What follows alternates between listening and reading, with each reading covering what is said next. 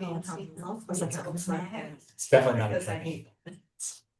Magnets can cause issues too. People have like a heart. It's a strong magnet. Yeah, it is a very strong magnet.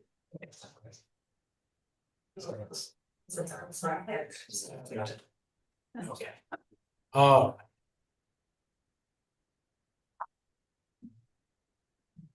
Okay. I call the September 8th board meeting to order. And our first order of business is public participation. And I'm going to start with the statement that we're reading before public participation. Beginning and ending each library meeting with public participation is an opportunity for community members to express their thoughts on library operations to the board. Because the purpose of the monthly meeting is to conduct board business, it is not a time for back and forth debate with members of the board. If specific questions are presented during public participation and the relevant information is readily available, the board will make an effort to address the question in the course of the meeting. Otherwise, community members may follow up on any questions by directly contacting the library director or the board via email or speaking to them after the meeting. We will advertise organized opportunities to speak directly with board members. A reminder that all library policies apply at board meetings, including the patron conduct policy and the harassment policy. Thanks, everyone. And Sarah is going to take over reading that statement at the next meeting. And I should have started with this for the benefit of everyone watching this on camera. Why don't we go around and introduce ourselves before we head into public participation? I'm Caroline Brancatella, President. Jeff Kirkpatrick, Library Director. Michelle Walsh, Trustee. Laura Zabetta, Secretary. Jill Adams, Trustee. Sarah Patterson, Vice President. Sherry Whiting, Board Treasurer. And remotely we have Mark Kissinger, Trustee. Gail Sacco, Trustee. Thanks, guys. I just want to say I appreciate being able to come remotely. It is helpful. Thank the open meetings law. Yeah, made it possible, which made it possible. Is there any public participation? Nothing that I have. Go ahead. Hi, everyone. I'm Chris O'Brien, staff member and union representative, though tonight's my talk with you all isn't really in my union capacity. It's just kind of as like a staff representative, someone that hears a lot of things and kind of has to pocket them, and I wanted to share with you all. Just in regards to the updated staff handbook, specifically the employee dress code, just so that it doesn't feel so misguided hearing from us a little bit in the last little bit. We've been grateful for the loosening of the dress code in the last few years. But we don't think it undermines our professionalism, and that we still have been able to do the services to represent the library, programming, on the desk outreach, and being able to express ourselves in the way that we feel comfortable. And a mention of comfort, sometimes the building itself can be very fluctuating in temperature, so to be able to have some autonomy to dress is helpful, because sometimes the outside doesn't reflect the inside temperature. We did want to also make note that the language about saying tight or revealing clothing, some people felt that the word tight could possibly indicate a body size and shape disparity, and we wanted to make sure that we know that wasn't the intent, but we just wanted to make sure that verbiage could at least be thought of and discussed. And there was mention too about the staff shirts that we've been given as kind of an onboarding process. They're nice, we like them, but people feel that if this change did come, they were not going to supplement themselves, and they felt that people have different financial situations and different wardrobe things that I don't feel is my personal business, but people felt that they didn't want to have to change what they had to reflect the job that they were still in. So those are my staff hearings that I wanted to share with you all. Thank you. Thank you. Is there any other public participation, either here or online?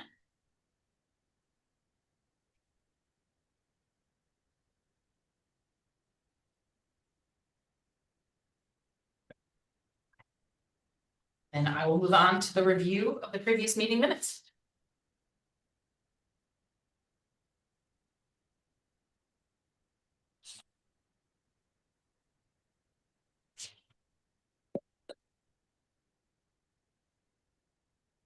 Everything's way as best they can.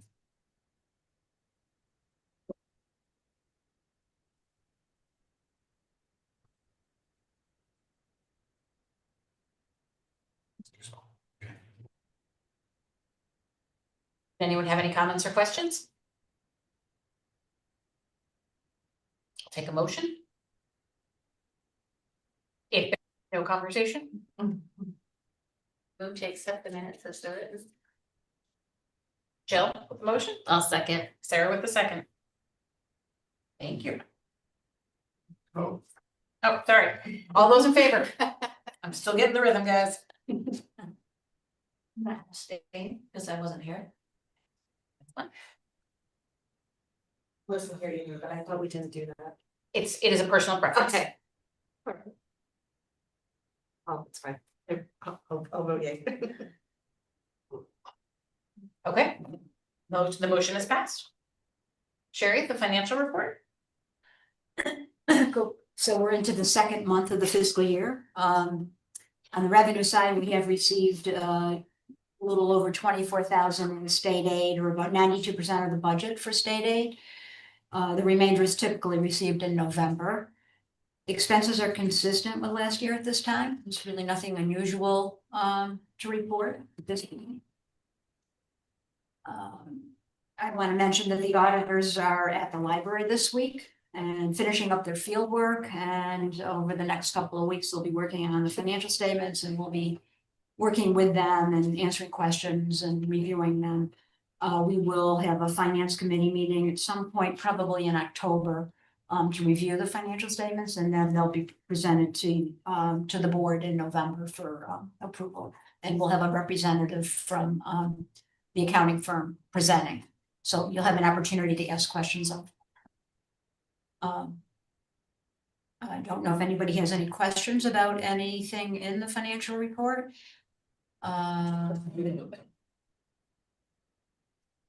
had emailed Sherry just a couple questions about a couple of the lines that were already over 100% for the year to date, and Yeah, the accounting fees actually were not over. They were, I think you might have oh, maybe I'm just transposed, Yeah. yeah, but they're close, but that's our annual fee, and we pay it for the year, and that should be it for that line, so that should be okay. The other line was workers' comp. And we paid that fee to New York State Insurance Fund, or no, it was unemployment insurance, I'm sorry, right? Workers' comp, okay, all right, workers' comp. But we often, and it is a little bit over budget, but we often get credits throughout the year. We do, and they also, it's based on our, the salaries, so when they do the audit, it was last year's salaries. So it's actually last year's expense in this current fiscal year.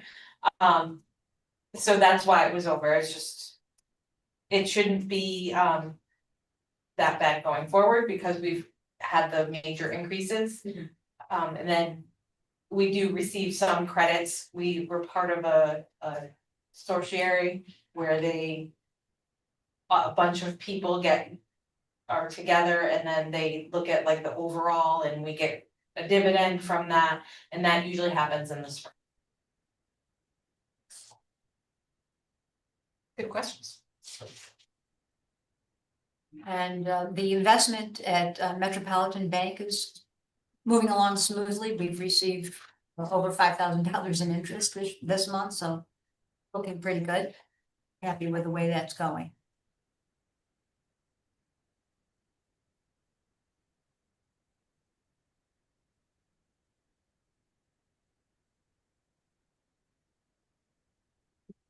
Any other questions or comments or conversation on the updated financial information? We need a motion, correct? yes. I will take a motion to accept the financial report. so moved. Michelle? Laura? All those in favor? Thank you. Personnel report. Jeff? Okay, I'm pleased to report. As soon as I get one. Some of these things vertical. There's no actions, nothing to note, nothing to do, no jobs open, nothing left to fill. The one-page position that we discussed last month is put down under held for now. And then a very, very quiet personnel report. So, So no motion is necessary? Nope. Great. And we will move on to your director's report. Report, okay, lots on the boiler project, we've talked about later, so we don't need to get into that. Lots of excellent programs. It's the end of the summer reading program and end of the summer, so lots of great youth services programs. You know, I want to bring to your note, there were a couple that had really high attendance, and you know, our story romp, which replaces movement music, and our sort of regular story times, which are going to start back up next month. That's those were highly attended over the summer. The unicorn party was a lot of fun for the kids who attended, and then and the summer reading program. So that's all good stuff. Our graduate student intern is done, and she's by now she's probably a librarian. I think she was offered a full-time job at her current employer, which is great. But I think she did a really good job while she was here. We're always happy to have when we get library school students, and they come in and take full advantage of the opportunity that gets presented. So it's wonderful to see. Lots of continuing great programs. The summer reading, adult summer reading challenge. I wanted to just note when that, you know, through the pandemic, the numbers just keep going up every year. So we always like to see the adult summer reading club being. It's a big jump from this year, from last year to this year. Yes. What do you attribute that to? Anything? I think the staff is, the prizes and the staff are doing a really good job. Marketing, I think but I think the programs that were involved in it and the adult services staff did a really good job of drumming up people. Similar on the side with the youth services summer reading program. I think we're hitting our post-pandemic stride with some of this stuff, and I think it's nice to see those more traditional library programs start to come back a little bit. So, and this one was relatively new. I mean, sort of summer reading program has been for years focused on kids, and it's nice for us to have a focus on adults as well. And whoever did, I was serious about the prizes, doing the baskets and each in the color of the rainbow, that was a great idea. Yeah, so that's full credit for that to the adult services librarians, and then sponsorship of that by the Friends of the Library. Yeah. So that's yeah. Right there. Thanks to the Friends of the not to labor all of this stuff. It's just so many programs are going on right now. I don't want to pull away anything from everybody. Everybody's working hard. Programs are great. I was very happy about the attendance for last month. We added Yodo players. I don't even know what a Yodo player is, but this is apparently a little bit like a Tony box. I'm just showing my age and the fact that I don't have any school-age children or middle school-age children in my home right now. So Yodo players and cards are here. They're exciting. They have audiobooks, music, and educational content, and it's a wider age range. Tony boxes are focused on a younger age range. These Yodo players are apparently appeal to a wider age range of students. So can you take the cards out separate from, do you have to take the cards out with the Yodo, or can you just take cards out apart from the Yodo? Both. So Okay, there are players with cards like the Tonys and then individual cards. I have a personal interest in that. Okay. Well, then they are fantastic. And then search staff, again, we'll talk about outreach in a minute. Supporting just the search staff is supporting a lot of our outreach and programs, and we're doing issuing library cards and checkouts right at our program, some of them on site here, which is outside on the green, but also remotely. And in order to help that, we revamped that like Go tech package to put it into a backpack, make it a little bit easier to carry, slim everything down, make things lighter, and a little bit more effective for the staff. Outreach Farmers Market, National Night Out, all the Thursdays in the park, huge attendances, 700 down there, big attendances at those.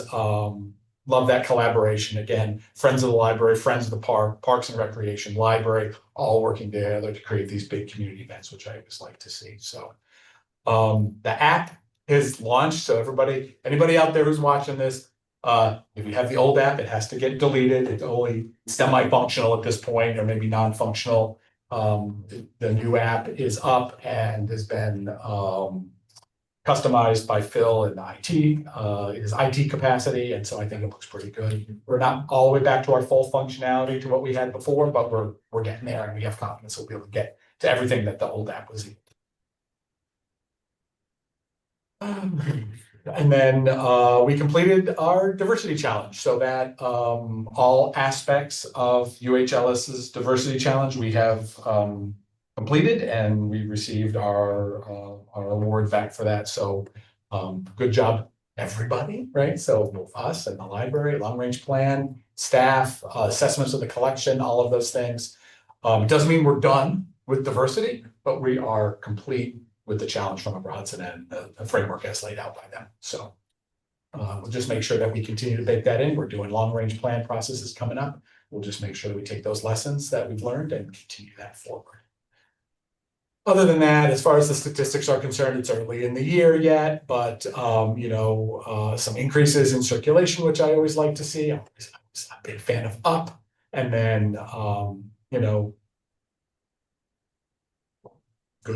good other statistics. Yeah, and just a reminder to the public that when Jeff says it's early in the year, the library year runs from July to June. So it is in fact the third month of our library year. Were there really no computer science? No, that's me. That's just that's my fault.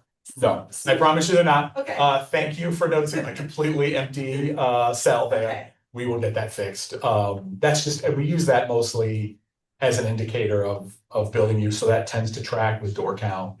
And we just like to note that, and it helps us keep track. So my oversight, sorry about that. Get it fixed. No, I guarantee you. Yes, I was in here and seeing lots of people using the computers.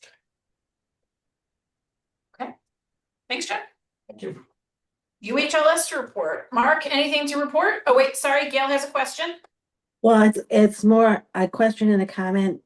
I'm wondering, Jeff, in the Thursdays in the park and the other joint library programs, if perhaps for next year, you could tickle to look at how our marketing and publicity is.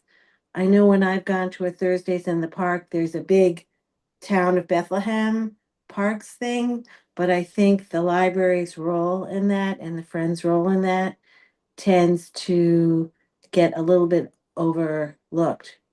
And people mostly say, oh, I'm going to the town park for a town program. So if you can tickle, as that's developed next year, maybe looking at some of maybe a big bit, I don't really know what the answer would be, but something to make the library more prominent as a partner. Okay, I think that would be a good thing. So I'm going to comment on the kids' summer reading program, which I thought was very good.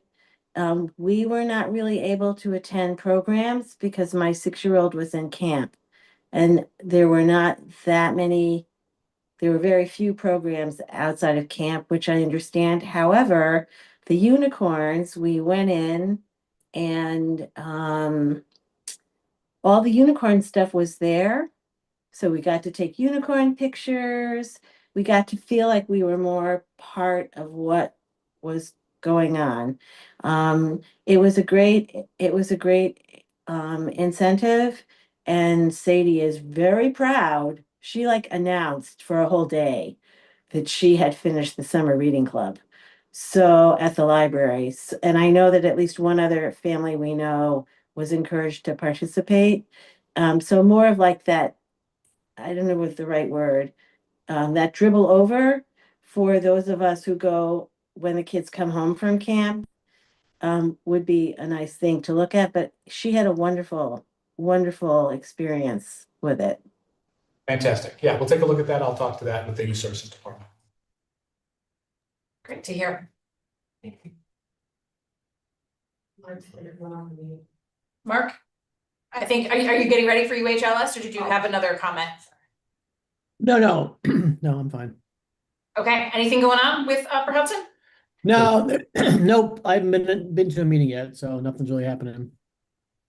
The big things from my perspective about at Upper Hudson are the launch of the app and then the upcoming change on the catalog, right? So one of the big things that it does for us is supply us with this part of our technology, right? So getting the app launched out and then getting the catalog switched over. Yeah, and that's a good time to remind anyone watching or anyone who watches this afterward that if you didn't see all of the library's other alerts, social media and otherwise, if you had been using the previous Upper Hudson app on your phone to check out books or to check the catalog, you need to update that.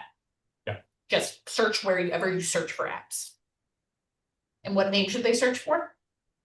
UHLS libraries. And now for a little while, there was crossover. You could find two and you weren't sure which one. The old one has been officially removed from the app stores. So you should just find one now. So no confusion. Great. So anyone who's using the old app. Yeah. Who isn't watching this Yes. meeting, when they go to use the old app, is it just not functioning? Do they get a pop-up saying, hey, download the new There's one? not a pop-up, and that was, I mean, not that it wasn't requested by all the libraries and Upper Hudson, but it was from a vendor who Yeah. is not working closely with them. So what they did was just end it. They can't delete it off people's phones, but it no longer functions. You try to search, it's not connected to the database to bring a page. So they had hoped that they could work and say, hey, go down and download the new app, but they were unwilling to do that. But if your app stops working and you check the library's information, you'll pretty quickly come to find out why. Yeah. Okay, Friends report. Jill, the Friends Super Bowl is coming up. Anything else? Right? Their book sale. Yes, I also, as Mark said, I haven't been to a meeting yet. I will go to the October meeting. So great. And have you been able to connect with? I met with Mary Service, who's the current chair. Great. Yeah. Okay.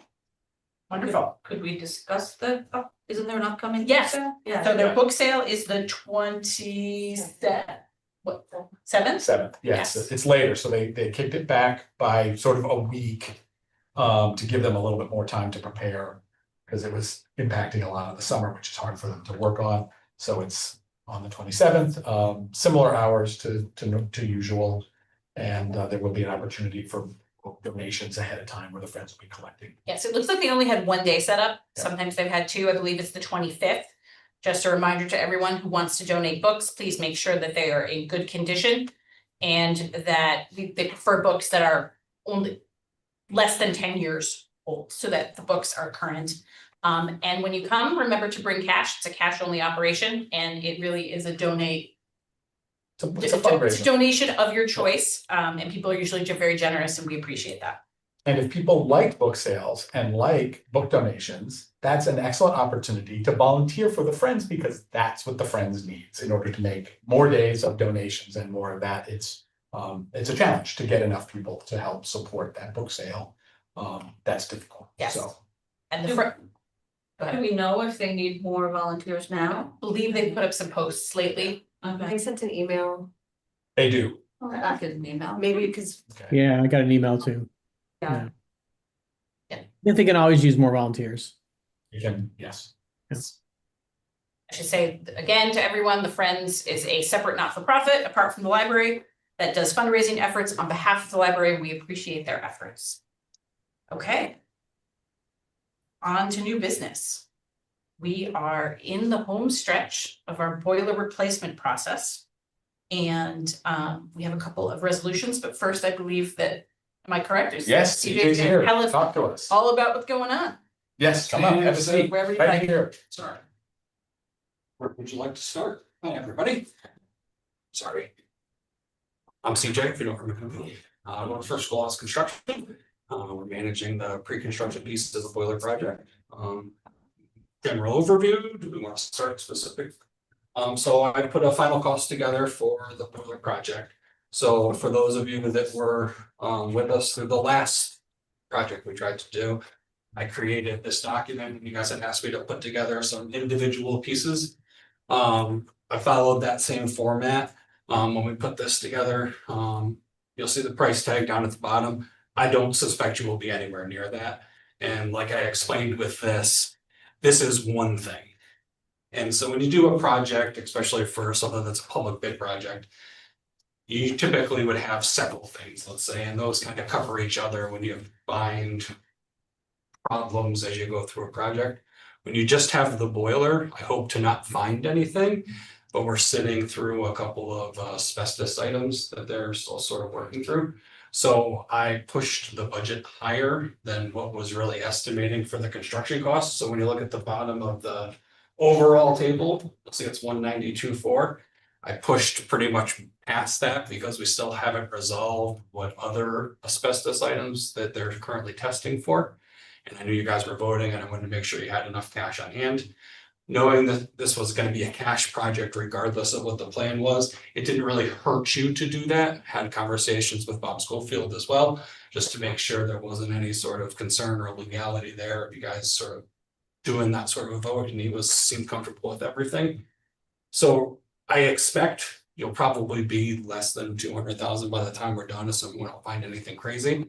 Unless for some reason boiler prices spike or like mini prices spike or something like that, which with tariffs could happen. But again, you guys have such a small amount of work. I really don't think it's going to be too crazy. Said the only other question that I've had after everybody's looked at this table is when we do our estimates, you'll see it says general construction, mechanical, plumbing, electrical. Public bid projects over a certain dollar amount, you have to go out for what they call multiple contract bid. That's 99% of the work that I do or have done in my career. So we always break our estimates out that way. That's just how we tailor what their budgets will be when they ask. You guys, it's such a small project, it'll be a single prime. The beauty of that is it's one person. We're gonna solicit one person, whoever's the low bid out of that process will deal with all the other columns of that process to make sure the boiler gets done. We'll have to deal with the sort of finger pointing that sometimes comes up with multiple contractors. Okay, so just to summarize that for the public, you are estimating a very conservative cost for the 100%. boiler at $300,000. And that includes my fee, the design fees, the attorney's fees. There's a number of things that are non-construction related that land in that bottom table where you see incidental budget hold. Yep. That covers another chunk of that. So I suspect by the time we're all said and done. I just want to, again, for the public and for myself, I just want to make sure I understand. So there's really $100,000 potential swing here, and that there is a contingency of almost $38,000. Yeah. And an incidental budget hold of 70,000. And more than 70. 50% of that 70 is people's fees to get this project. But it is possible, Yep. but unlikely that we would use that extra $100,000. I didn't want you guys to have to vote if we went to the dollar or even to a 5% contingency or whatever at that point, which would be really reasonable to do if it was 25 things we were doing, that's what we would have done. Just with the one thing and it being such a small project, one change order at $5,000 or $10,000 could clip the top side of your budget. I'm sorry, CJ. I'm you. also asking what Caroline is asking. Is that $70,000 additional fees Nope. that may come up? Or Nope. is that $70,000 fees we have already committed to? That 70,000 is an estimate based on what our fees are currently and what could potentially be needed. So it includes both. So they're things we do, so it's unlikely all of that $70,000 will be remaining. Okay.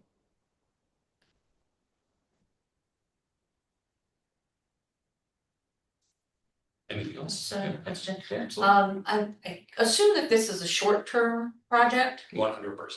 I'm sorry. Yeah, 100. No, Yeah. okay, so it's a short-term project, but you have escalation costs for Yeah. labor and materials. Should they go up if we're starting the job and we're gonna end They would it? go down, so they could go down.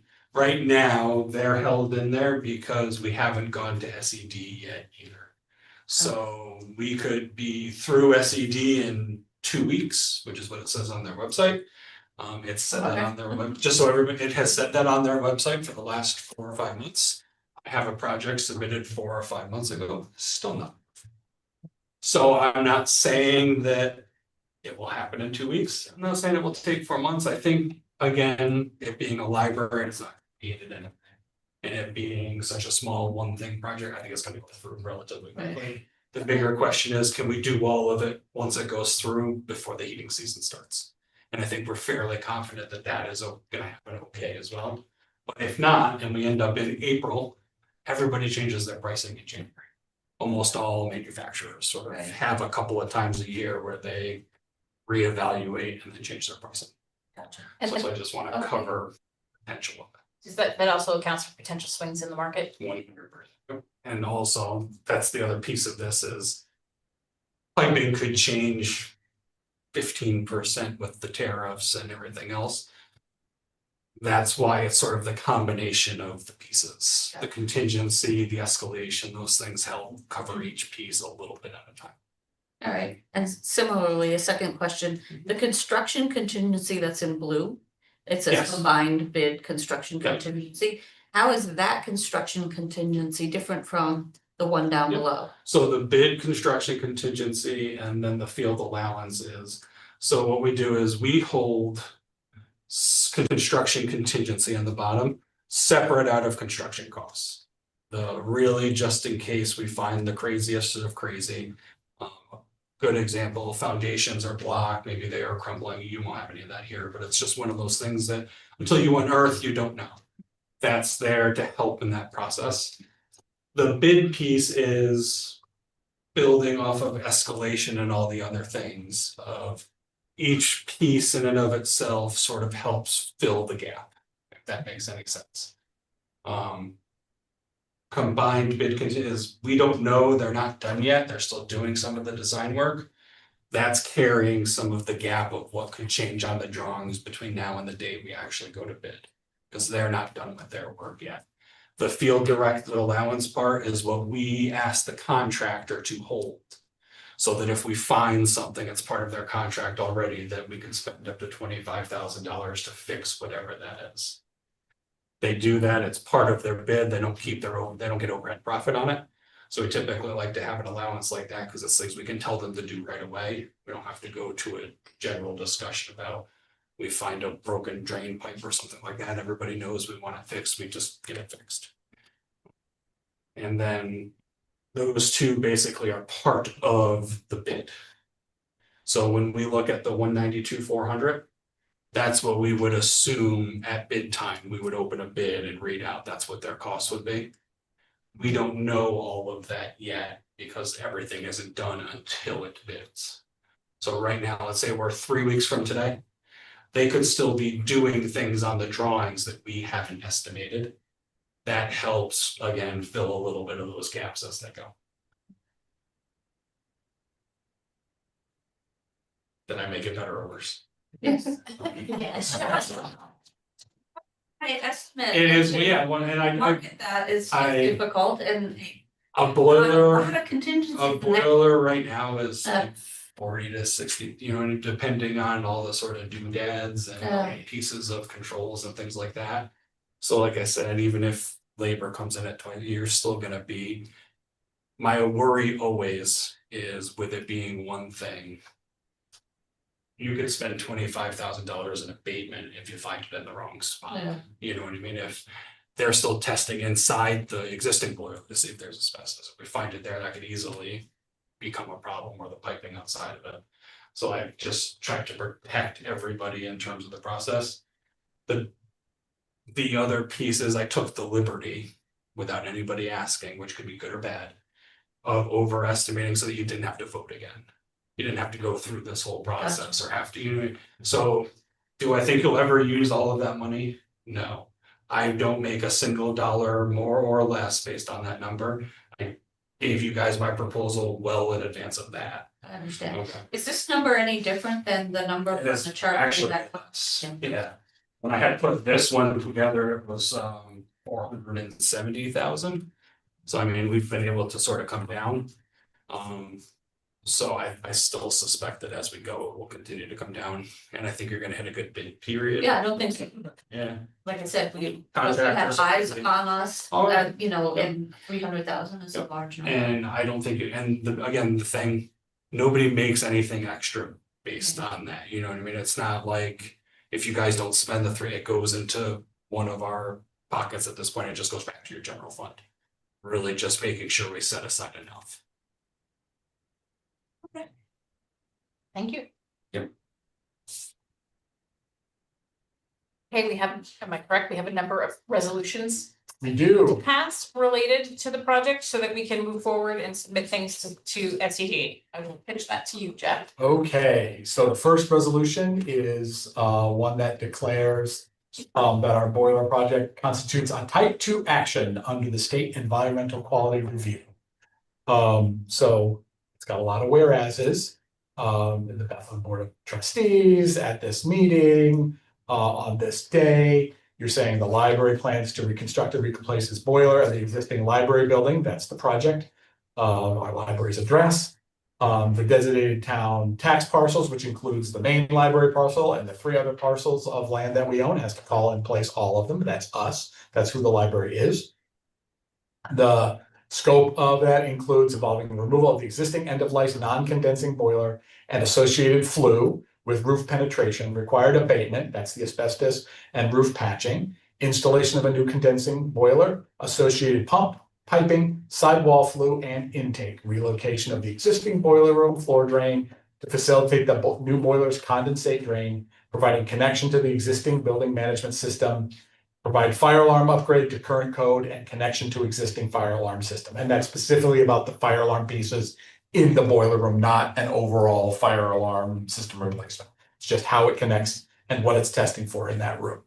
The Board of Trustees has completed the review of the project depicted in the presentation by CS Arch. That's, we saw that before, and an estimate of the project prepared by Schoolhouse, which we just looked at. Pursuant to Article 8 of the New York State Environmental Conservation Law as amended, and the regulations of New York State Department of Environmental Conservation promulgated thereunder, collectively seeker, the Board of Trustees is required to make a determination with respect to the environmental impact of the project. Whereas the Library Board of Trustees, acting as lead agency, has completed a review of the project plan pursuant to State Environmental Quality Review, SEQRA, and has on this date concluded that the project constitutes a type 2 action under the regulations promulgated under SEQRA. Based on the criteria contained in this law, the board finds that the project constitutes a type 2 action and that no further review under SEQRA is required. That's the money part of this. If you're paying attention, that's the important sign. It requires no further review, and resolved that the president of the Board of Trustees and the library director are hereby authorized to enter into agreements to do all things necessary or in the opinion of the president desirable to carry out the intent of this resolution, and be it further resolved that the resolution shall take effective.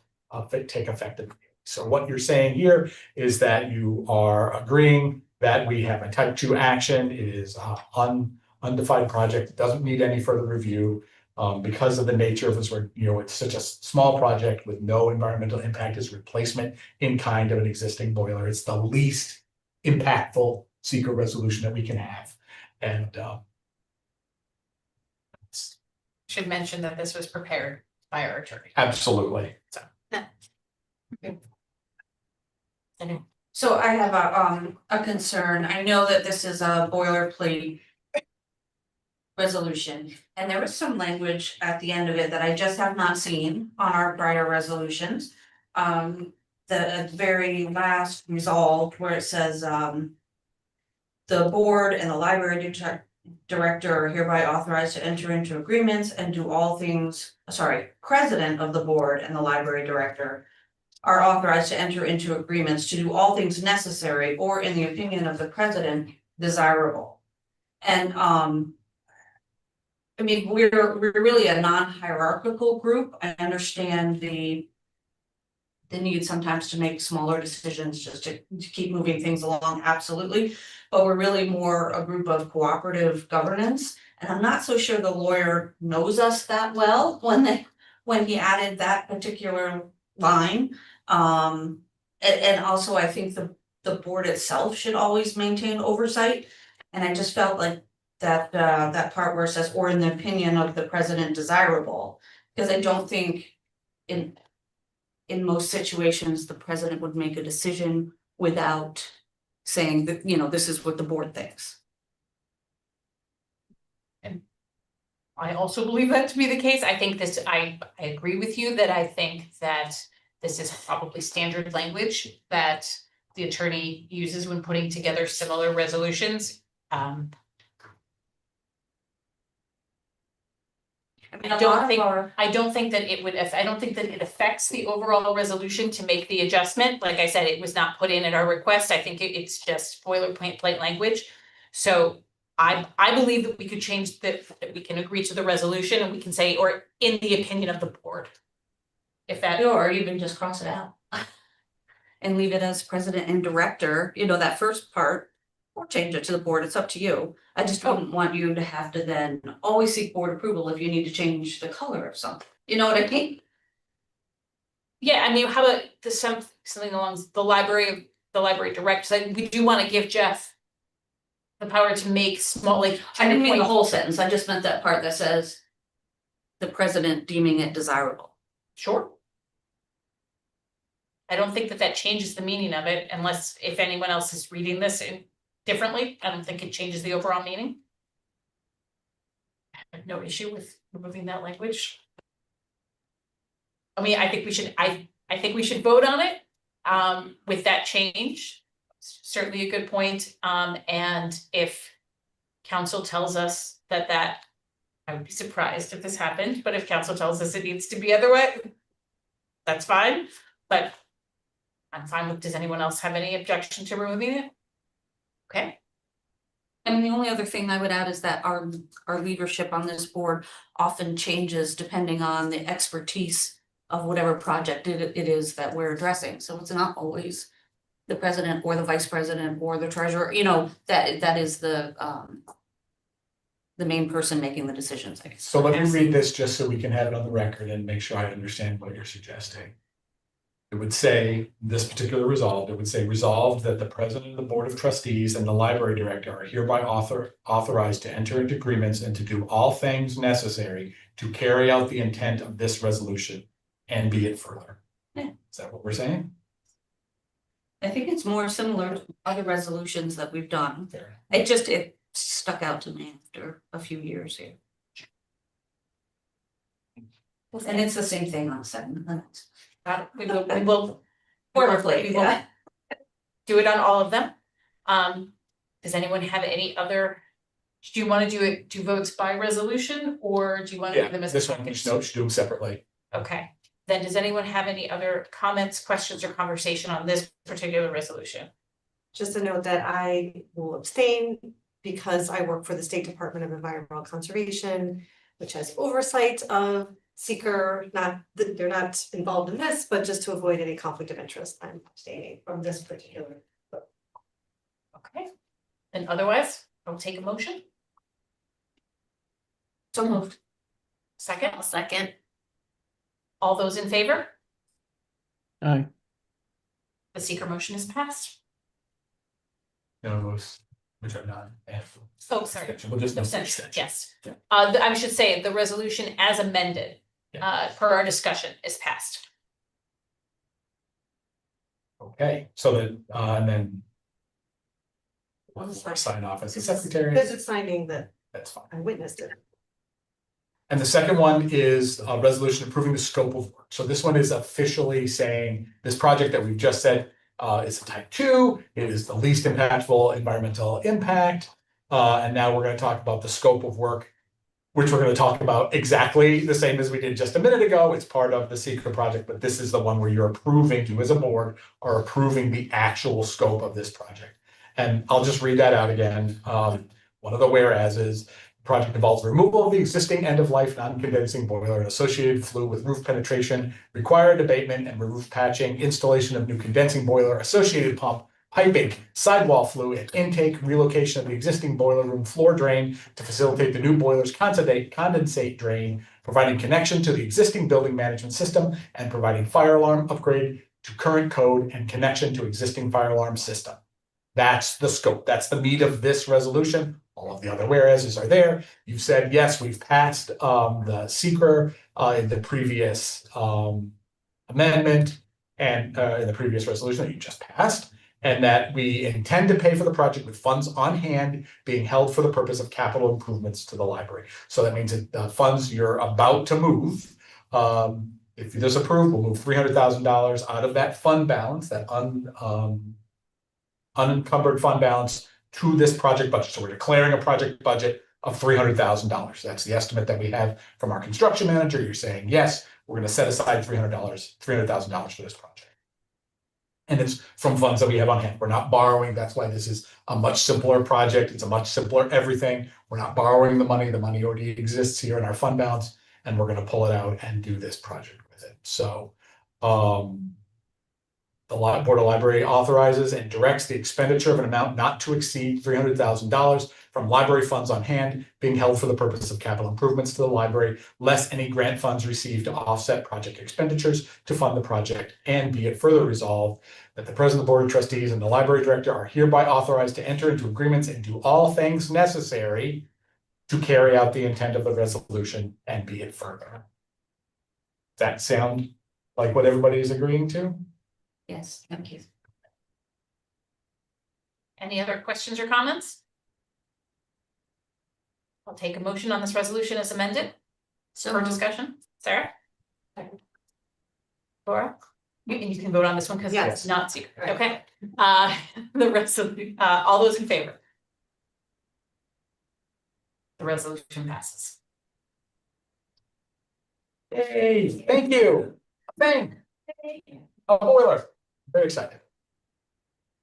So we should, am I correct that there should be no, that this project should move forward without additional board action, or will there be additional board action after the SED approval process? Yes. So once they, okay, So your next steps, okay, Sorry, you go ahead. your next steps, once SED clears, when we go to bid, you guys will have to officially accept whatever the bids are to issue the contracts. That'll really be the next months of that. So in order to submit to SED, there's a new slight little wrinkle where the school district either has to submit our project on our behalf or authorize me to submit the project on Caroline. Sure, we'll make it both, you and me, to authorize to submit this project to SED. So they're discussing with their council right now whether they can authorize that without a board meeting, or it has to wait until their meeting on the 17th to authorize us to submit to SED, but we're almost there. So they have no problem with this. They are gonna,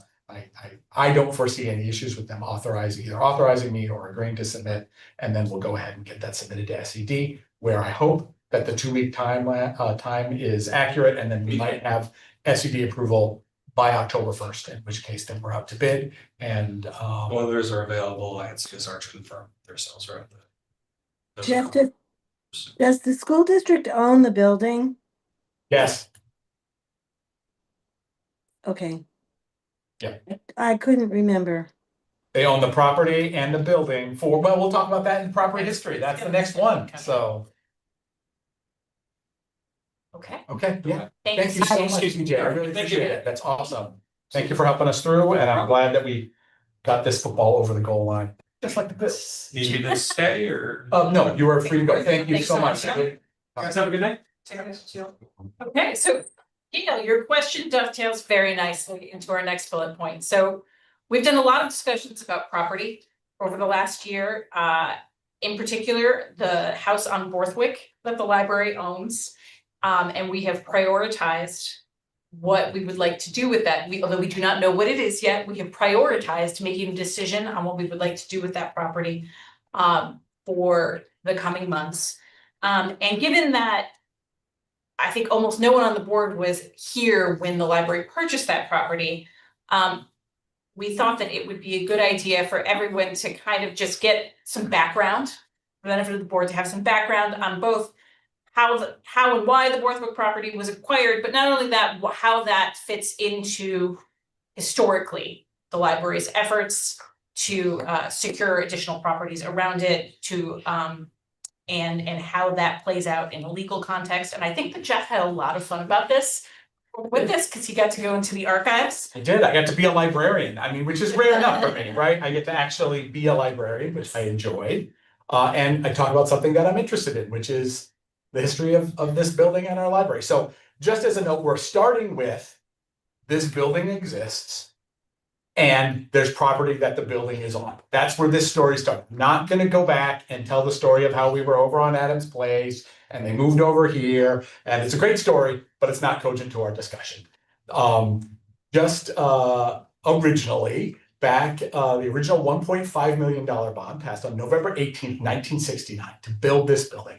Options on these 3 properties that were part of this property that you can see down below here, and you can see Central School District number 6. That's what the Bethlehem Central School District's name was at the time, Central School number 6.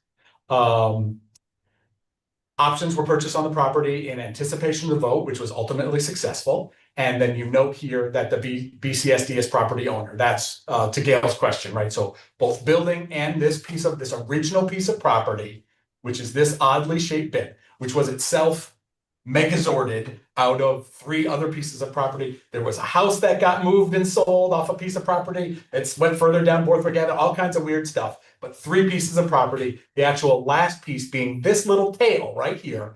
Originally, the property was all on facing Borthwick Avenue. These 2 pieces of property were back this way, this sort of oddly shaped piece here. And then this alley that was at the time between 2 houses was purchased, and that allowed for where sort of our current exit is, where the exit of our driveway was the entrance and exit of the existing library at the time. And that was actually the last little bit of property that was there. So these pieces were purchased and then they put a library on it. And that starts our story.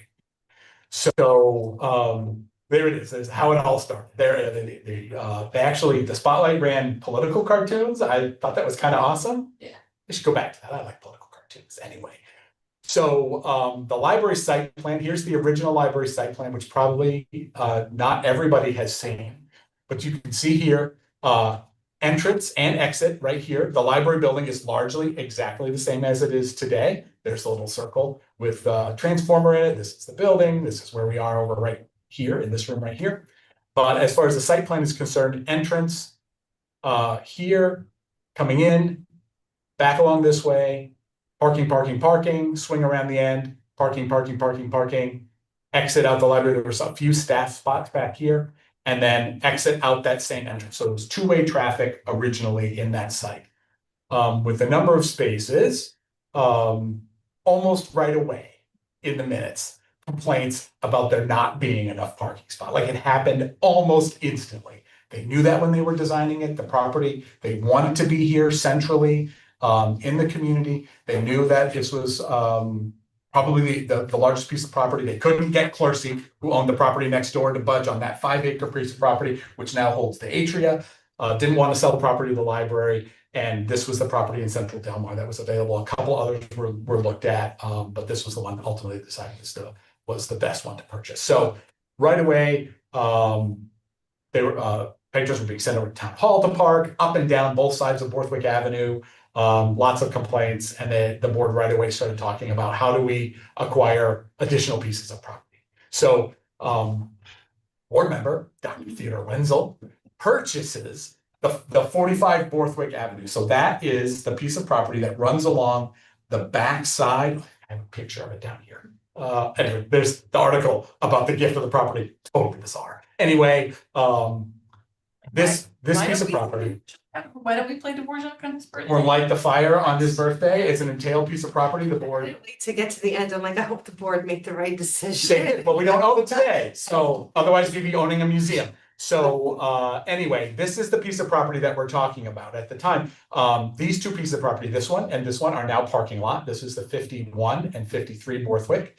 This is our current neighbor. This is still her house here. And this is another house, and then this long piece of property that runs along the backside of the parking lot back here, then known as the Vandaloo property. Dr. Wenzel purchased this piece of property and said, you can have this. I will give it to you if you keep the house as a trustee annex and museum. And it would be a museum to Dr. Wenzel's life. And then you could use the upstairs as like a trustee meeting place. I'm not really sure what the point was. Light the fire on his birthday and play Dvorak music. And then basically this back piece of the property, this little bit back here, could then be used to expand the parking lot. Awesome. Like, come on. Is that amazing? Anyway, the board said no, and Dr. Wenzel sold the piece of property to another owner. Okay, so he says, oh, can't use it. Some people said there's a conflict of interest. They said, well, he's not getting anything. He's giving it to the library. What could be the potential conflict of interest? So back and forth on this. The articles are funny in there if you want to read them. It's ugly. The board declined the gift And the next spring, Dr. Wenzel sells the property. In 1987, the library says, we still need more property for parking. We need more room. So they offered to buy this back piece, just sort of cut it off even with these other and just buy this piece. Now, the guy who owned it, the couple that owned it, wanted to sell it, but there were surveys, appraisals of the property, how much can we spend from the property, negotiations for the parcel. This went on for years, back and forth. He wanted to sell. At some point, there was a sign that was put right outside the library's parking lot, but on their property saying, hey, community, not enough parking. You guys could buy this, but he wanted an inflated price, and the library is restricted on what they can pay as far as what they're allowed to pay for the property. So this negotiation back and forth and back and forth. We're not going to get too far into it. Anyway, amazing. That's this little piece right here, which we do not own today. Is, you know, some basketball courts and neighbor's property back behind the fence. But the library board eventually they were going to sell, and the library put up a bond referendum to purchase for $250,000 bond, put it up to the public and said, we want to purchase this property from the family. At the time it was called the Matteries property. They said, buy this. The proposal was defeated. Public said, no, we're not going to buy that piece of property. There was some tentative parking lot designs, but they included different separate entrances and exits. And actually, if you look at the map, I have to run back up to get a good look at a map. Okay, so look at the map. The proposal was, as I take it, that basically you would enter in here, like well, not like we do now, but one entrance in this piece, back through the parking lot, wend its way out, and then it would eject library people in between these two houses back here, kind of in the center of Borthwick Avenue. Not ideal. I think as far as plans go, not great, but that was the proposal. And I think that some of the neighbors that lived back this way were upset that there would be a big exit, 1,000 cars a day would be exiting out in the middle of the block of Borthwick. So that was defeated ultimately by the public. That said, the board was increasingly frantic to come up with a way to deal with the overflow of the lot. So when I first came here in the early 2000s, when I first started working here, parking frequently and not rarely was on-street parking on both sides of Borthwick Avenue, to the point there's only left sort of one lane to go down the middle of Borthwick. It's not a wide street. So people, you know, when you leave for the day, you'd have to go down until there was someone's driveway and the car that was coming this way, and you had hopscotch. And the neighbors were grouchy about that. Fair enough. It was a hard street to navigate. There were questions about fire access, all this stuff. The board was like, we understand that we're the cause of the problems. The Verstanding, which was the flower shop across the street, extremely understanding. They let people park on their private property for library programs, which they did not have to do. They were just being nice. We'd fill up town hall and then both sides of Borthwick Avenue. So that happened with some frequency. So the board knew they needed to do something. So on January 1st of 2000, you know, coming off the defeat, that referendum to buy the Matteries property, they purchased 51 Borthwick. And that is, well, to the good map here. That's this piece of property right here. So they purchased this 51 Borthwick and then proceed to do a big bond referendum later that year, which was defeated. It's a 12 point whatever $1 million bond referendum. It was ultimately defeated. A more modest proposition was put up in 2003 for 1.25 million just for new carpet, furniture, reorganizing interior space. That's largely the renovation that you see now when you're looking at the library, mostly that. That project was completed. Then on November 9th, they purchased the 53 house, which is the little house, next one closer to the library.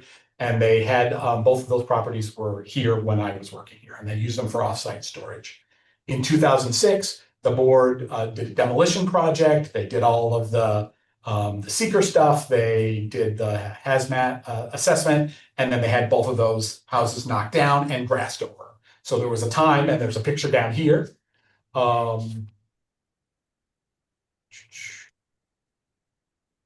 Here, where it was just a grassy sward. That's these, so there's still a single entrance. This is the parking lot that as it was, this single entrance and exit. And then these two houses had been knocked down and it was just a big grass lot. So I was there, people like the grass lot. Then in 2009, Project Park was instituted, and that was the expansion of the parking lot. And you can kind of see the overlay here of these two pieces of property. Here's the 51 house and the 53 house, and this is the current entrance here. That was what I would call lot 1. That's the first lot you come into. Then you go back here into lot 2. That was an existing parking lot. Lot 3 is this still existing parking lot. And then it comes out, the little staff parking that was here was eliminated. And then they added this lot 4 back down here. So on what was originally that entrance and exit, which is now just an exit. So that is basically how things sit. The plan was a little bit different than this was as designed, but it's effectively that same project. So that's that 2009, and that's where we are right now. In 2017, the 59 Borthwick was went on the market, originally asking price of $215. The library offered $200,000 for the house. Here's the quote from the minutes where I said that properties don't come up all that often. 59 went on the market for $215. Do we want to use this? And said if the library were to acquire the property, it would necessarily be for something to make use of right away. Brian Sweeney asked about the public reaction to the potential purchase. Harmeet Narang noted that any new structure would cost significantly less per square foot than an addition to an existing building. They were already talking about how we would expand the building. If it was new construction, that would be less expensive than a renovation. Mark said the library does have a space issue, which would be a compelling reason to add to the footprint of the library property. The board agreed to discuss the potential acquisition of the library property in executive session. And then in July, they went in, they asked how the purchase would affect the library's insurance, if it was not part of the library lot. The structure would be used, the structure would not be used for patrons. That was made very clear. And then about any post-purchase costs, which is still the cost we have today. There's a little bit of water, a little bit of gas, and a little bit of electric over there just to keep the building cool and warm enough in the winter so we don't freeze pipes. We talked about how we would fund that out of the budget reserve, and then the board voted to purchase the property, and that's where we are.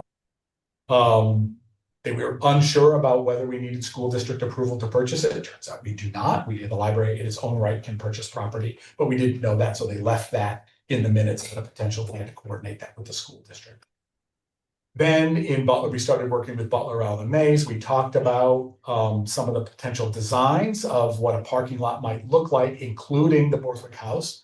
So as a parking lot, so this is sort of Borthwick House lot as parking. This is just a scheme, one of these hand-drawn design schemes that we got from Butler, Allen Mays that talked about how we could expand the amount of parking that we have here while trying to simplify the entrances and exits, cutting off this two-way part of the lot to make it clearer that you come in and circulate this way and then go out over this way, basically reversing the flow of the parking lot while adding some additional parking spaces and then some additions past the boiler room and then the public meeting room over here. So it was the scheme that was looked at way back there. This would have been phase 1 of a design. So we talked about the incorporation of that property.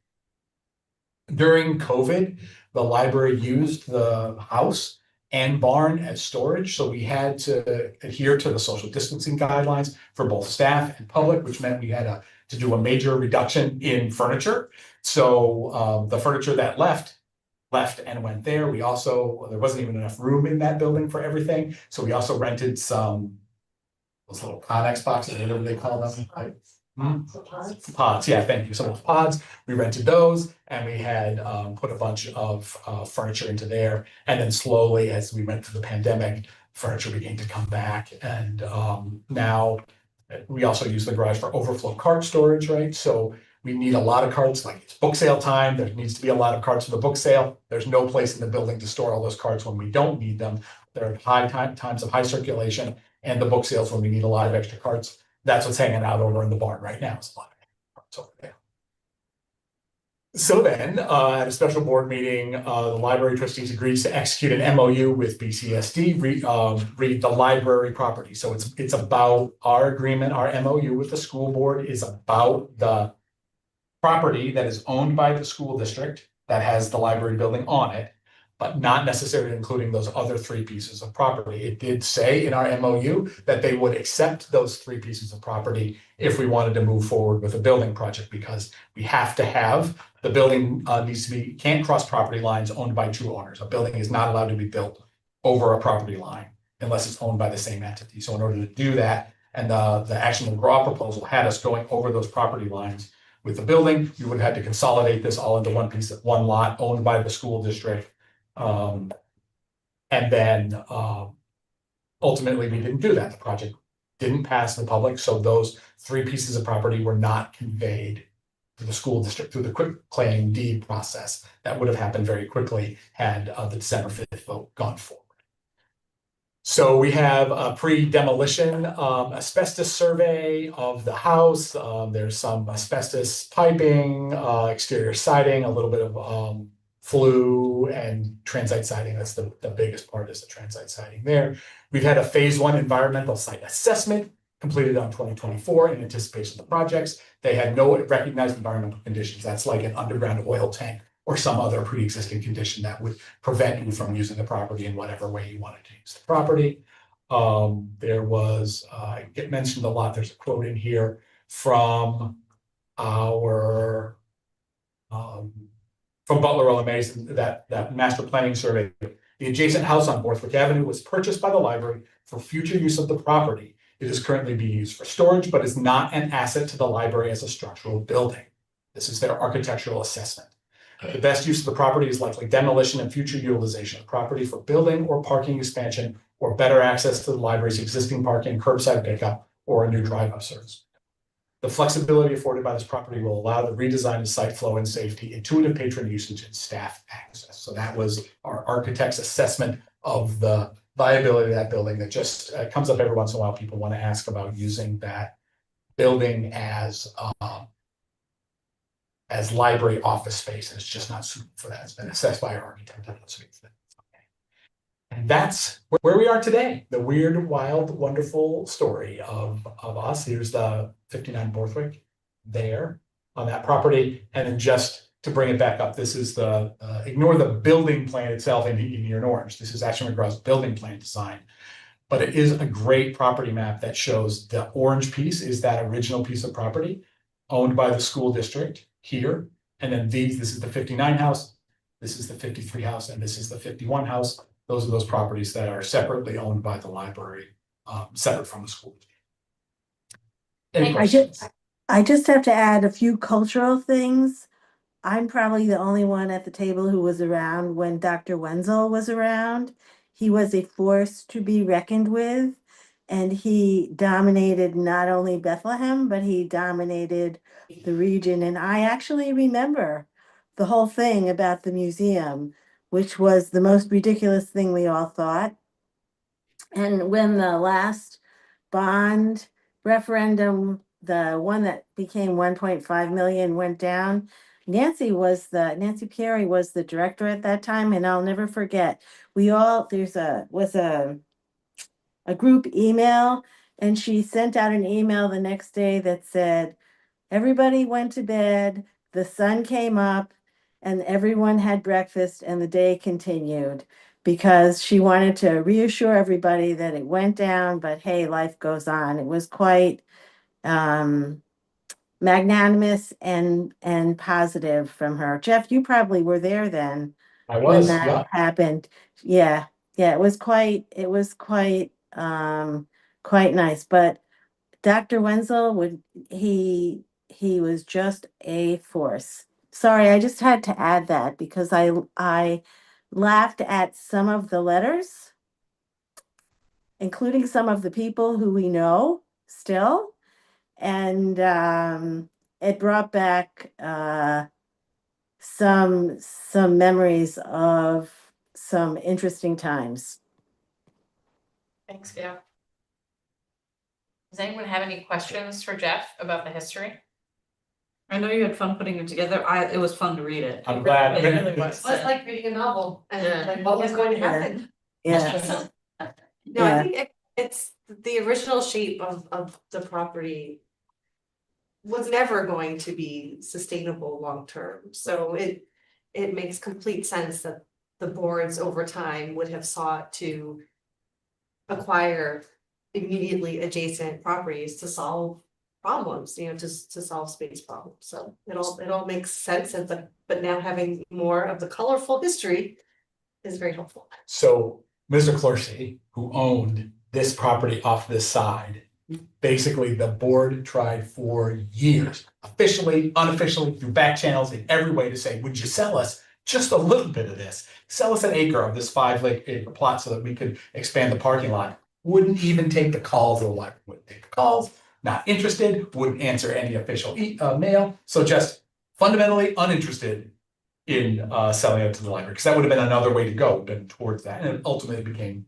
Atria, it became Delmar Place, and became, so that's, you know, wonderful use of that space.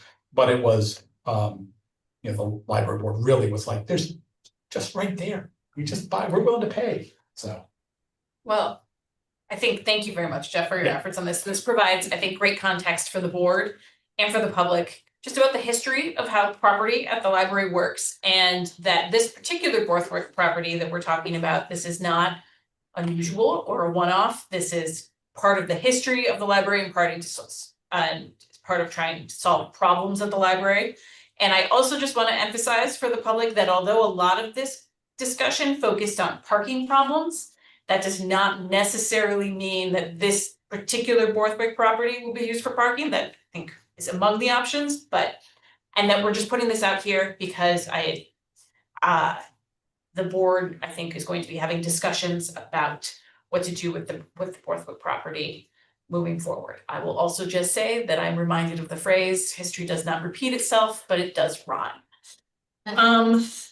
So thank you very much for your efforts, Jeff. I You're welcome. appreciate it. And I'm happy to leave this in the official board packet, because I think 20 years from now, there's some director, I hope they just Yeah. put a little smile on their face when they're like, ah, there it all is.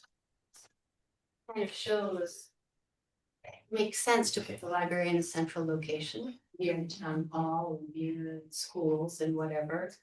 And these are the challenges that come with that central location. And they knew it. The boards were fully cognizant. They said, this is a compromised position. We want to be here, and we are willing to take the negatives, which were all of these space issues that we're continuing to deal with today, but were even worse. Back then, I mean, just, I love showing that picture of the old parking lot. So tiny, Yeah. so tiny, like, well, anyway, okay. Thanks again. You're welcome. Okay, a quick pilot update. We have nothing to report on this other than that we have retained the council that we have spoken about previously. We have entered into a retainer agreement that is well within Jeff's limits. To go ahead without board approval, and we anticipate that within the next few weeks that letters will go out to bring the library board to the table about the pilot money and to bring us into that discussion. So there will likely be an update at the next board meeting. Nothing else there. So on to old business. In the packet was an update of the full staff handbook, and it included a version. We had workshopped some language about dress code or lack thereof, or what language about what is appropriate for staff to wear. And we had some public comments about that today. I know that a variety of board members have had some thoughts about that. So Jeff, do you want to first of all, did anyone have any questions, comments, concerns about the staff handbook as a whole? We have previously discussed that we understand that it's not, you know, poetry, but it does contain a lot of legal language that was useful, or that was attorney reviewed, and we don't want to rewrite it and then send it back to the attorney. But any questions, comments, concerns about it as a whole? I just had this one thought in terms of making it more user friendly. I wondered, well, maybe you already did. It felt like you could put some of the later content earlier. It felt like a lot of the legalese. Maybe at least what I was reading, it seemed like a lot of. You're a new employee, you want to know like what some of the big day-to-day expectations and things like that. And if like things that apply to all the staff. To me, I would move that content to the beginning and then put some of that other content that maybe doesn't apply to everyone all the time later. Like, took a long time to get to some really basic things like, when do I get a meal break? When do, you know, I don't know, just in terms of making it more user friendly, maybe starting with that basic day-to-day stuff that applies across the board to everyone, as opposed to some of that stuff like domestic violence, support and reproductive health that maybe you only need occasionally or something like that. So that was just one big picture comment. And yes, pagination, very important. Maybe, That's a good idea. maybe something at the front that, you know, in addition to this pagination, that is just a frequently asked or frequently looked for topics. And we can just immediately give page numbers where to go. There's a table. There is a table of contents to that. Right? Yeah, and it's gonna be also an online document with links all over, right? So, Yeah, That works. Okay. so and I had a question, just not so much about the handbook itself, but the email that. The board packet that we received, I didn't see anything highlighted like this is the new material. So it's such a fundamental rewrite of the staff handbook. It is not at all. The whole document will be read.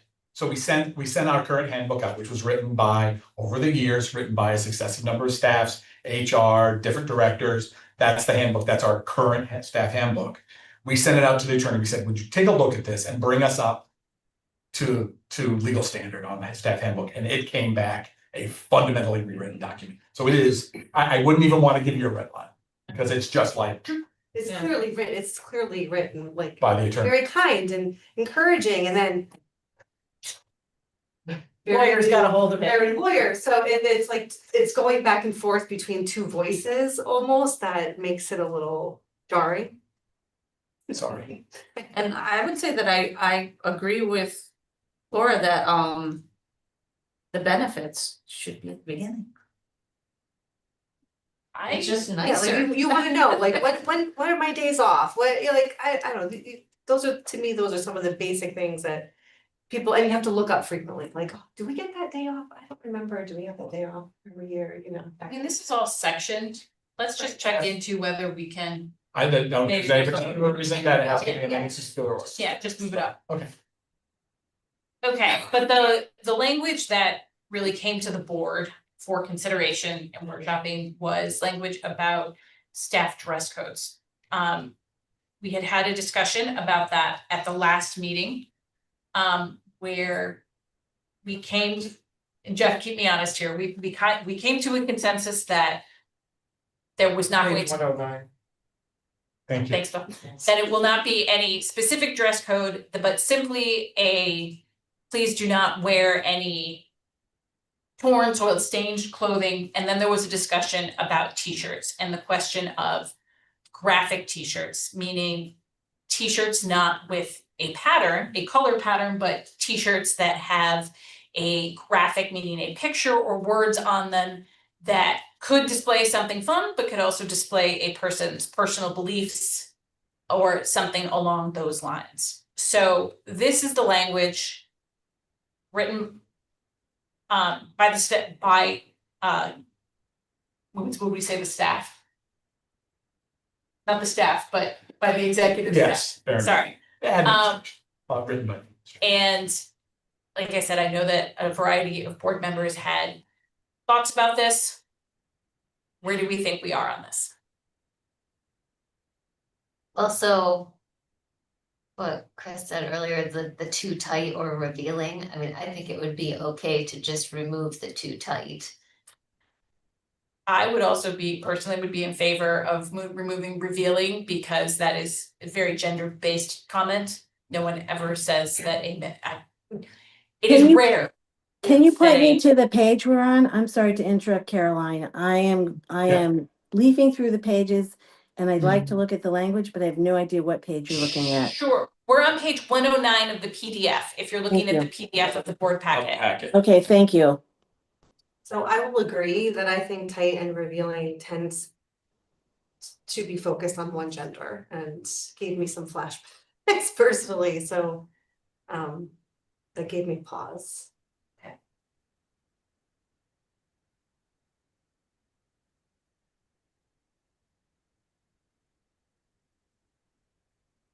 So we're looking at taking out the term non-revealing in the first paragraph, the very end. So in a comfortable manner. Oh, So from there's it two says, times, Yeah. there's two times that we use. formed in a safe, comfortable.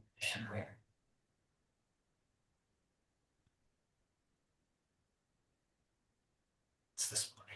Yep, okay, and then the second paragraph, so we need to remove non-revealing in the first paragraph. And then at the end of the second line in the second paragraph, we are looking at removing the language that says too tight or revealing. So it would be appropriate workplace dress does not include clothing with rips, tears, or frays. Correct. It's a lot of focus on rips, tears, and frays, but okay. Okay. And then visible, non-library graphic t-shirts or hats are not allowed. So I had sent to the executive committee, I found a definition that was a little more clear in relationship to our discussion about t-shirts that have pictures of flowers.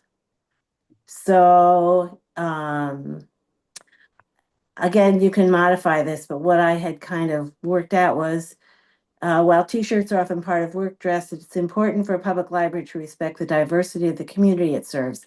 That can go. For this reason, artistic t-shirts are acceptable to wear in the workplace. T-shirts that reflect personal interests or affiliations are not.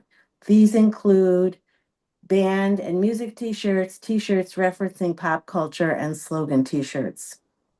I thought there was a little bit more clarity, and it also allowed for the t-shirts that are the flower t-shirts or the Frida Kahlo t-shirt or something that was in concert with what the board had talked about at the last meeting. So Gail, and I appreciate that you took the time to look into this, and I understand the logic of seeking more clarity in giving that list.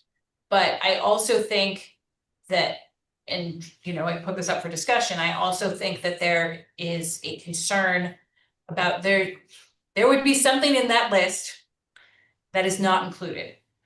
The list becomes a prescriptive things that we are saying no to. By simply saying non-library graphic t-shirts, it creates an all-encompassing element to it that basically anything that is not a library t-shirt that cannot have graphics on it. And therefore we avoid worrying about freedom of speech concerns. We avoid worrying about or selective freedom of speech concerns. We avoid worrying about that. Like I said, a list certainly is helpful for examples, but then the list can never include everything. Okay, so then in terms of non-graphic t-shirts, people can only wear solid colors? That's what I'm trying to go back to what we talked about. I hear you, and I'm not, it's the board's decision. I just wanted to put it on the table. But again, so that means that we're talking about no flowers, nothing, a t-shirt can have nothing printed on it. I just want to be clear about what that means when you say non-library graphic. Because what happens if someone walks in with a Life is Good t-shirt that has, it's the kind that Jill had on at the last meeting where there's just flowers across and it doesn't say anything. Is that a non-graphic t-shirt? I'm not really clear.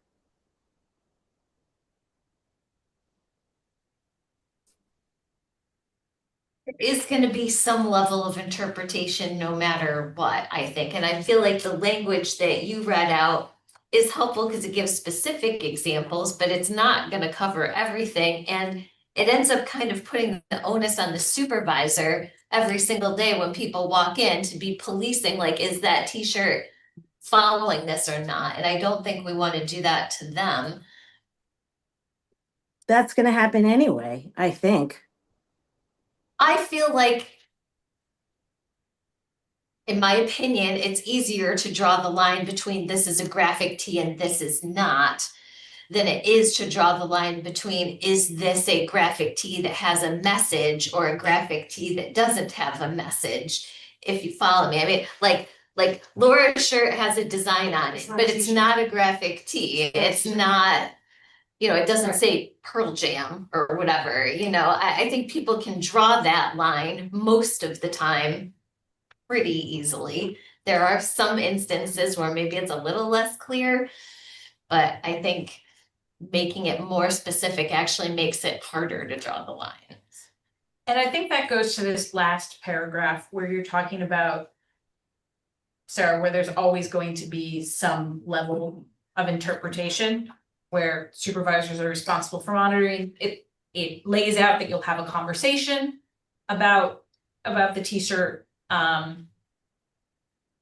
If it becomes an issue. I should also say that it is not, to my knowledge, this is not a significant concern among the staff. I want to emphasize that this language is not being put in here because of any specific issues. It's being put in here because it is commonly in staff handbooks and is certainly asked at the start of many people's employment. So there is a level of judgment in here. But I think this makes it easier. Personally, as a lover of graphic tees, I am out of room. I have t-shirts, band tee, all the tees you mentioned is what I live in when I'm not at work.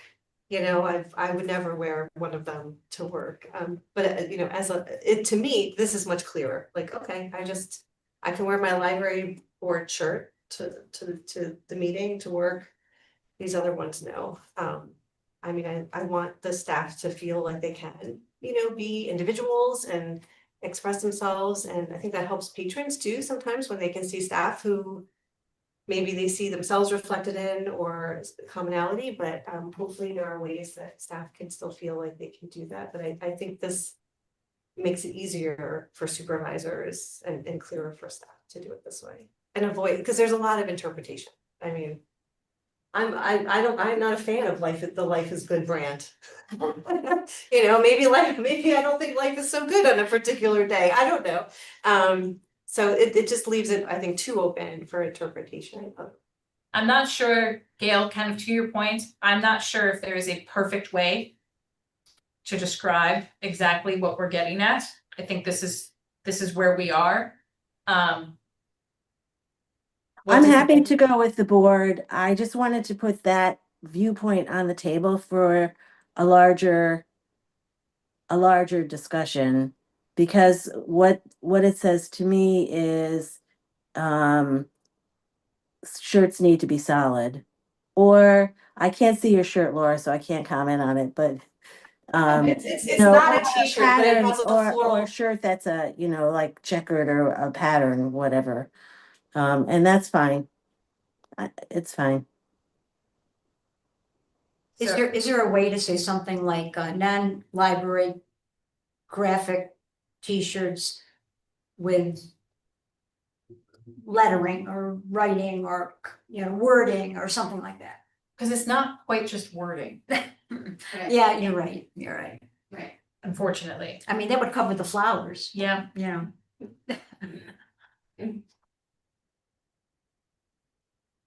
There's a lot of patterns themselves. Again, there's a difference between a pattern. There's a difference between the pattern that Laura is wearing, and if you were to put a combination of certain colors and stars in a certain order, be different. So in our assessment of all of the other, lots of other dress codes at other libraries, every mine's been a different place. Some libraries more formal, some libraries less formal. The challenge, you can see the challenge in every one of these documents. All of them are imperfect. We may well be back here discussing this at some point in the relative near future. But I'm not interested in policing people as a general rule. Anybody who's working here knows that we don't run around policing people. There are it was the question of is a concert t-shirt an appropriate work attire? And that's No. It feels like no. So in order to say that, we have to say something. And this was the simplest way I could think to say that. But if someone comes in with a flower t-shirt, I'm not going after them. I'm not interested in policing this or amping up that level. Compared to the previous incarnation of the the dress code, which was superseded during COVID, no jeans, guys wear ties. Like we've had every version of this. I'm not interested in going to that kind of workplace, but I do think it's okay to say no to a concert t-shirt or similar t-shirt. So Okay, just to be a little diversion here, is there a library policy about head coverings? Or kippah or any of those religious things that observant people wear? If Nope. we hired an Orthodox Jewish woman or an observant Muslim woman, is there a problem with a No. head covering or anything like that? I'm just Absolutely no curious. problem. I just Yeah. want to clarify that while we're having a discussion of the dress code. Yeah, that's important. We would absolutely, I would not be here advocating for policy or And staff handbook. I don't read anything in here. And please, if anyone sees it, I don't read anything in here that could be interpreted as prohibiting any of those items. And for the people who are watching, in fact, we respect people's observances and their practices as employees of the library. Of course. Correct. I just wanted to It's thank important. you. I just wanted to put that out there publicly that that's the case. I'd rather try to define this though, than try to define smart casual or business casual, because I've watched a lot of people try to do that Yeah. with very little success. So. Okay, so I know that, so this is, the staff handbook has been sitting out here for a while. And I know that for a variety of reasons, we would like to bring it across the line, but we want to make sure that it is in a place that everyone is comfortable with. Am I hearing consensus on the language that is here, or are there still comments and concern on the language? Couple modifications. Yes, with the discussed modifications. Am I hearing consensus on the dress and personal appearance portion of this? Yeah. But I have a question on the revealing thing. I absolutely agree about taking that out. But is it in there because there's been issues? So if there are issues, then should we say something, but maybe I wouldn't know. Okay, so yeah, here's the issue that we have. Sometimes we'll have a new employee, maybe not have had a job before. There's clothing that's completely appropriate to wear at school. And if one is bending, reaching, crawling, shelving, and doing all of the things that you have to do when you're manipulating books, Tracy has traditionally said, well, we have to have enough material to put a name tag on. That's the way she says that to folks. I was thinking that too about So, younger generations. I So we mean, need to say something. I don't know. You have it there with the, The second sentence. practical for performing the Work. task, the jobs. Inappropriate for work. Well, the appropriate workplace dress does not include like that line is what you're gonna be, most of that line is what you'll be. The nature of library work may involve. I mean, I do think this is sort of implicitly saying, hey, guys, make sure that if you're gonna be bending down, you're gonna be reaching up. Like, make sure that there's comfort for you in that. And I guess your point is that one person's level of comfort may not be another's. Well, they might be perfectly comfortable. That's what I mean, because they might be perfectly comfortable. I would leave. I mean, if that's one's actually an issue you've had in the past. Maybe. It has never a comfortable conversation though. But maybe it should say something.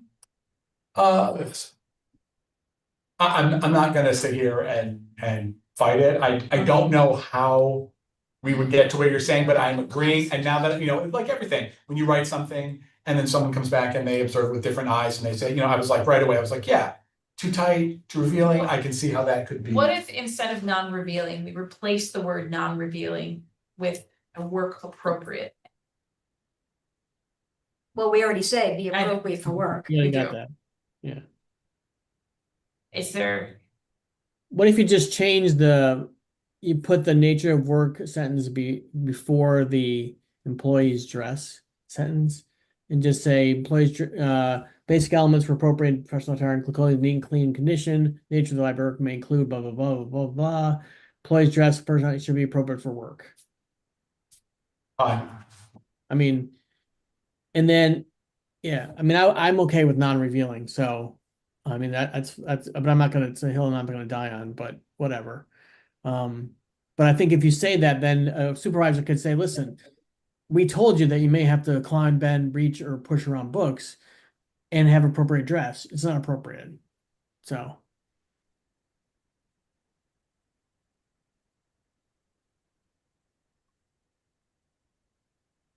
That's my 2 cents. I think that, I mean, the issue for me is that with the word revealing, I feel like that I'm a little triggered, I'm gonna say colloquially, a little triggered by that word, because I do think that historically, the word revealing is used to describe women's clothing in a pejorative manner. So can we think of a synonym for non-revealing? So a word that had a less loaded word to use right there. Gender, I mean, it is gender neutral, but it's not really. No, I mean, It's not. technically it I is, think but I honestly think it is, because you have, men that the plumber example comes from, right? Okay. So, yeah, so. But I don't care either way, but I don't think it's, I don't see it as, my view is that it's not triggering, but I appreciate your other board members' views, so. I don't know why, because it's the same word. I don't mind it so much in the first sentence, performed in a safe, I guess, because it's talking about like an action item, kind of like the clothing footwear should permit the tasks to be performed in a safe, comfortable, and non-revealing manner. I would be okay with keeping it there and then getting rid of it in the second sentence, where the way it's phrased makes it seem more like a tight and revealing, as more like the wearer as opposed to the action, if that makes sense. I think that's an excellent point. Yeah, you're right, it's less. Good one, Sarah. The second time I read it, the second paragraph was the time that it bothered me more. No, I think it's an excellent point that it's in the context of activity and not necessarily Like directed at the person. person, yeah. So I would suggest we leave it in the first sentence and get rid of the tight or revealing in that second paragraph. Going back to sort of Gail's questions about ensuring that we're not talking about any religious clothing, the same thing with hair, and just I want to be like, when we talk about that, we're not talking about like, because hair traditionally, like for some cultures, has been the subject of unequal treatment in the workplace, and I just want to make that clear that we're not talking about that here.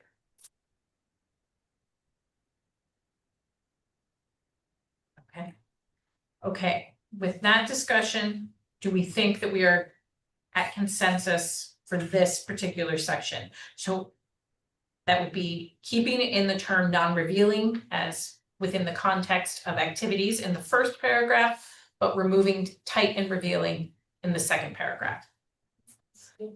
Okay, and then I think the second thing we would like to do is, we said this has been out here a while, is to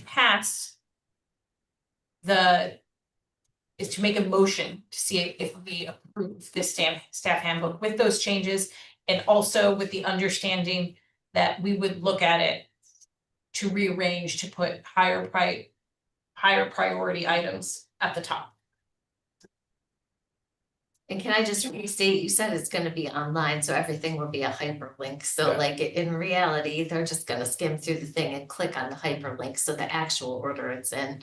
I mean, I still think we should do it, but it's not really the same as us scrolling through a PDF.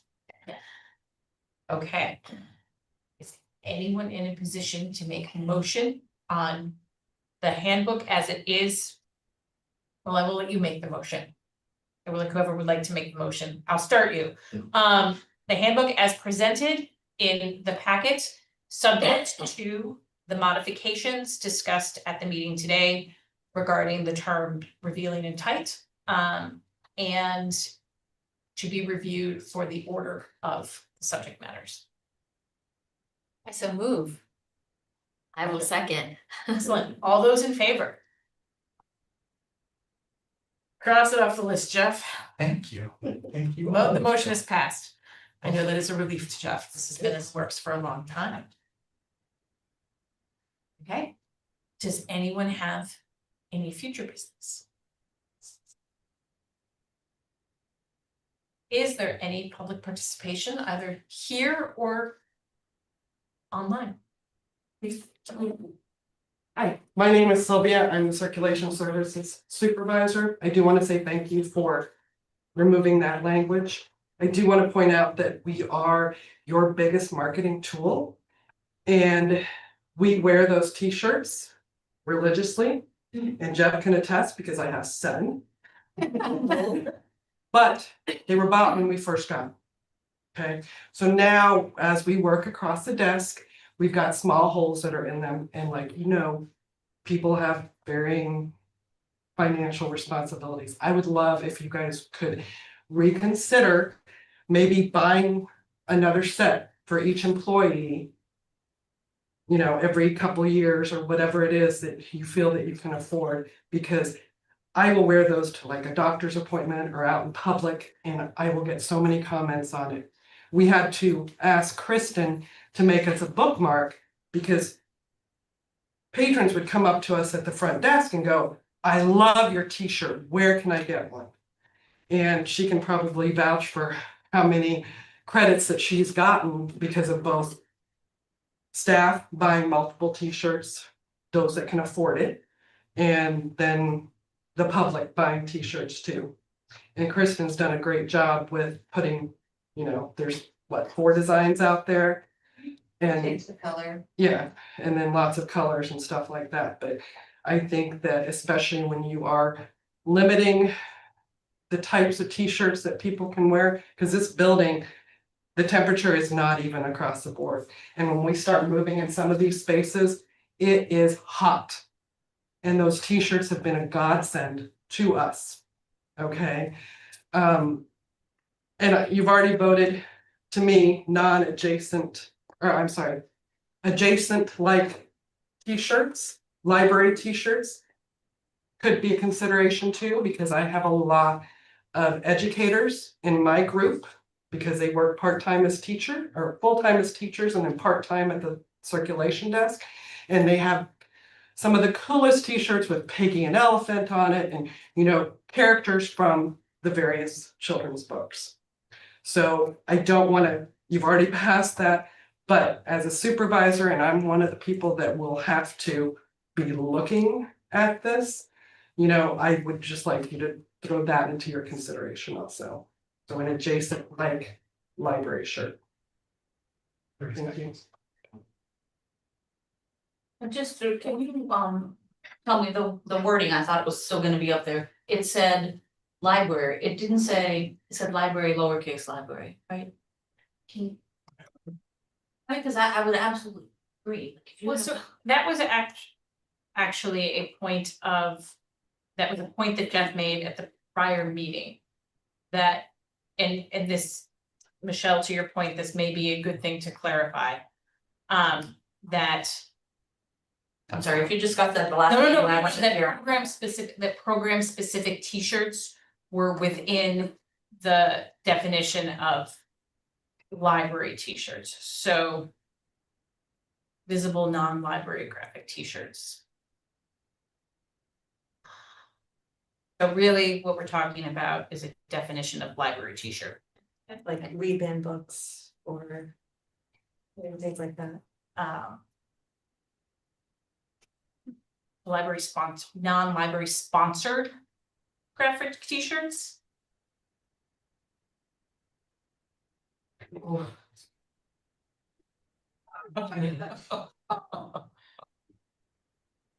That's not, it's not illogical, right? It's not, it's not.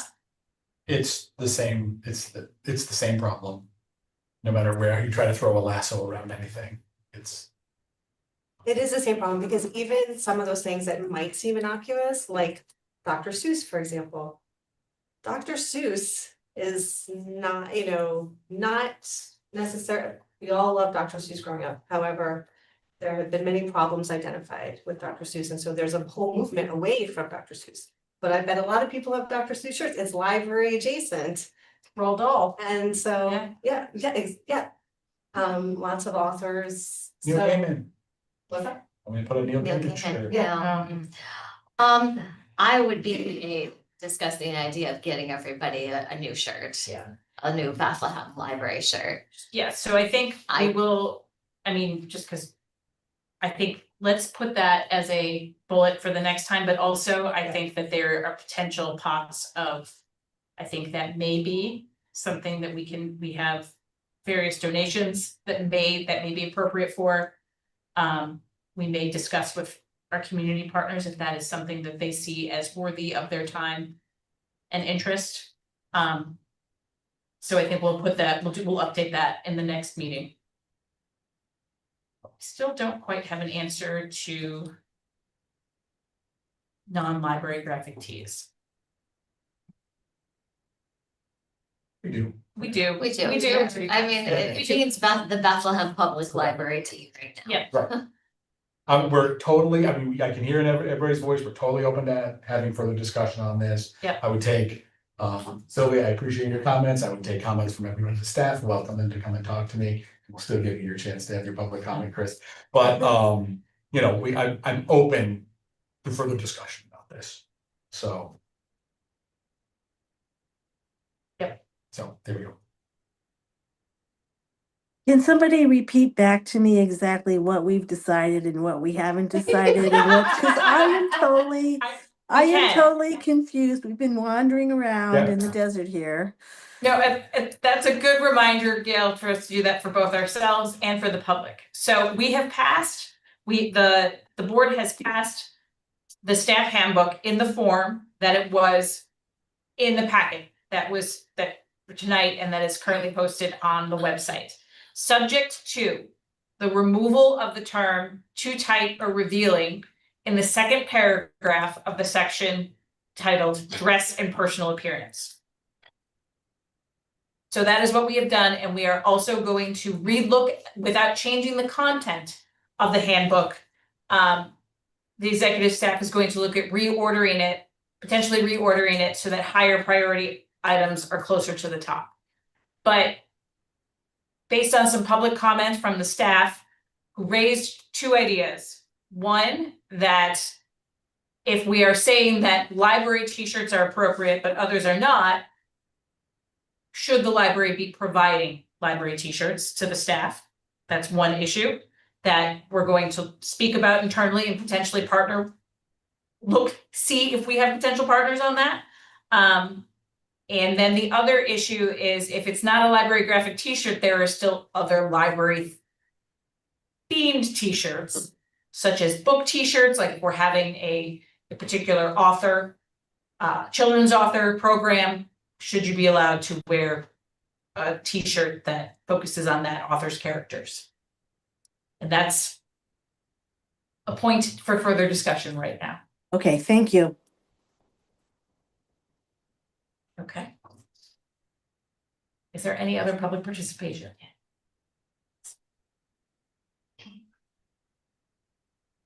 So I just also want to echo Sylvia's appreciation to you all for taking that language out, because I know on behalf of other folks and the staff, they appreciate that too.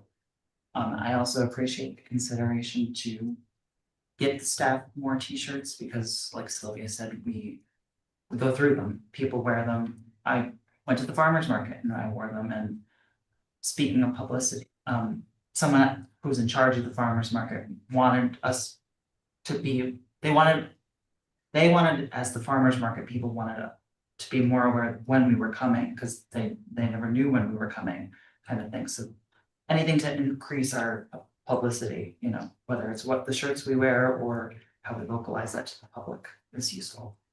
I appreciate, Laura, your comment about our interactions with patrons based on what we're wearing. They have been positive.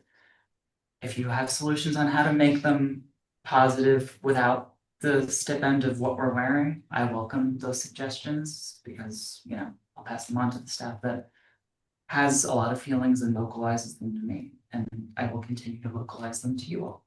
Thank you. Thanks. Thanks to everyone for working through that. Is there any other public participation online?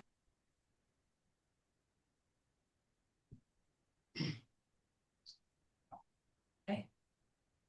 Is there a motion for adjournment? Motion, Laura? A second. Jill? All those in favor?